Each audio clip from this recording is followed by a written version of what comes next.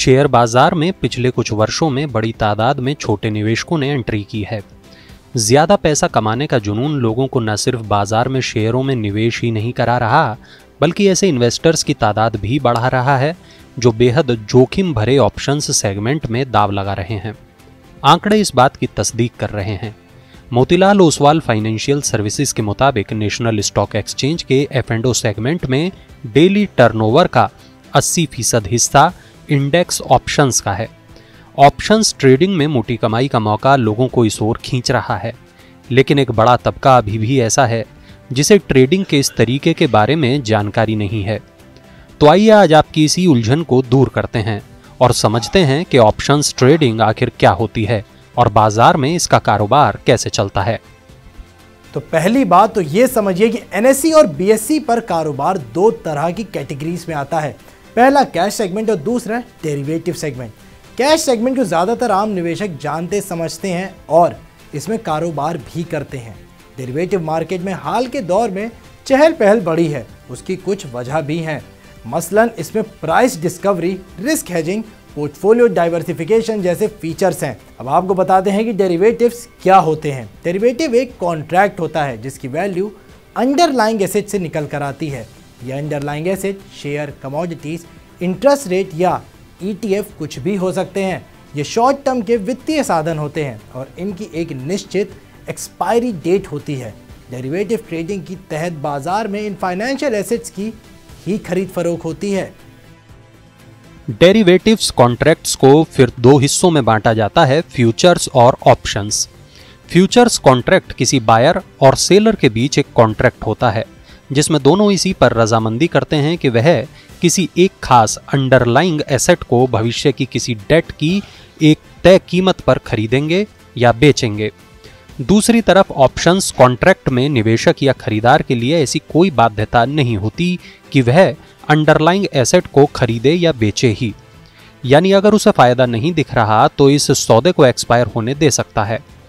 Options और futures contract में मुख्य अंतर यह होता है कि फ्यूचर्स में आपको तय लीगल करार के मुताबिक एक्सपायरी डेट से पहले खरीद या बिक्री करनी ही होती है, जबकि किसी ऑप्शंस कॉन्ट्रैक्ट में आप अपनी मर्जी से फैसला ले सकते हैं, यानी चाहें तो खरीद या बिक्री करें या कॉन्ट्रैक्ट एक्सपायर हो जाने दें।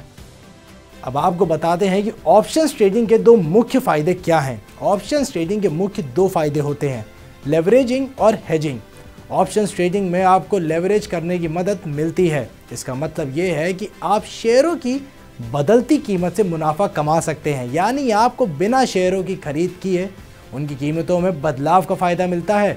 दूसरा फायदा होता है हेजिंग, यानी जोखिम से बचाव का। ऑप्शंस ट्रेडिंग जरिए आप शेयरों की कीमतों को उतार चढ़ाव से बचा सकते हैं और इसमें आप ये तय कर सकते हैं कि किसी खास डेट या पूर्व निर्धारित कीमत पर शेयरों की खरीद या फरोख्त करेंगे, यानी ऑप्शंस कारोबार के जरिए आप बाजार के उतार चढ़ाव से बच सकते हैं।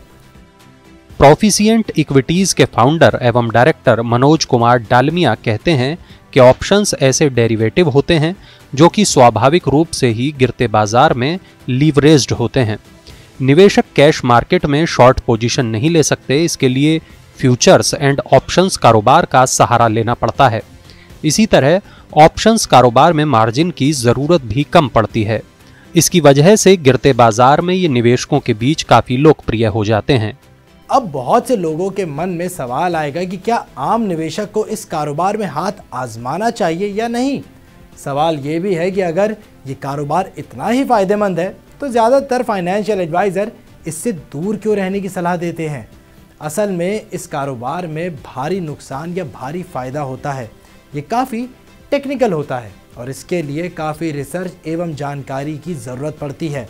असल में हाल के वर्षों में शेयर बाज़ार में काफ़ी उतार चढ़ाव का दौर रहा है।